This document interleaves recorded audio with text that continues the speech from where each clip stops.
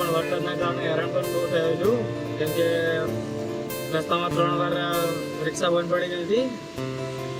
એટલે અત્યારે ટ્રીપ મોટી હોય તો જોઈ વિચારીને અપચેક કરવી, કેમ કે પાણી ભરાયેલું છે અમુક જગ્યાએ, એના કારણે રિક્ષાઓ પણ બંધ થાય છે. ખોટી હેરાન થવાના ધંધા છે.